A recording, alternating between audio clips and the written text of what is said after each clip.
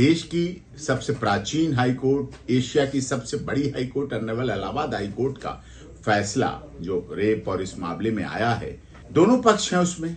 क्योंकि आज वर्तमान समय में जब से 2012 का पॉक्सो रेप केसों में अमेंडमेंट हुआ, अमेंडमेंट के बाद जो मिसयूज शुरू हुआ, जो दुरुपयोग शुरू हुआ, आज पॉक्सो रेप केसेस ये झूठे कैसे कैसे लग रहे हैं। फैमिली मैटर होते हैं लेकिन ये केस प्रयोग किए जाते हैं।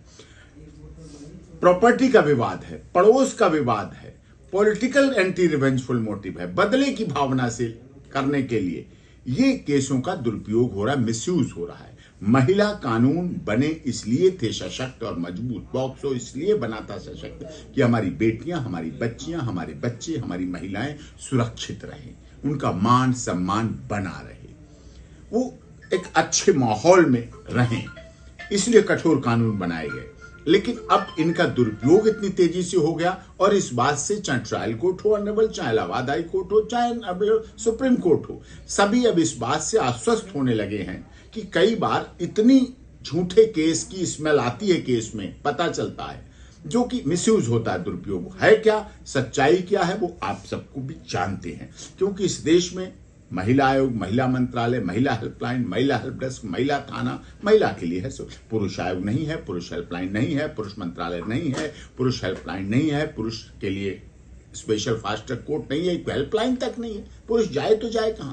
तो दूसरा रास्ता होता है, या तो वो फेस करे, अब केस में फेस करता है तो भी उसे समस्या आती है, या फिर वो कंप्रोमाइज करे और कंप्रोमाइज की कीमत उसे चुकानी पड़ती है। नहीं तो एफआईआर होने के बाद कितने केसेस बेल के समय मेडिएशन हो रहे हैं, एंटीसिपेटरी बेल के समय मेडिएशन, ऑनरेबल हाई कोर्ट मेडिएशन भेज रहा है। In the interest of justice कहां रहा, कहां महिला का फिर न्याय हुआ? अगर आपने समझौता पैसों से किया, प्रॉपर्टी से किया, ले दे के किया, फिर तो इस दुरुपयोग है। ऑनरेबल कोर्ट समझ रही है कि ये मिसयूज है, ये दुरुपयोग है। इन धाराओं का डर दिखाकर, भय दिखाकर, इस तरह से जो एक्सटॉर्शन किया जाता है, जो शोषण किया जाता है पुरुष का, उसकी मानसिक स्थिति का, और उस तरह से डरा दिया जाता है, तो उस आधार पर ये ऑनरेबल हाई कोर्ट इलाहाबाद का फैसला है और जो मान्य है। लेकिन इससे ये भी नहीं आ रहा है कि अब सब केसों में ऐसा होगा।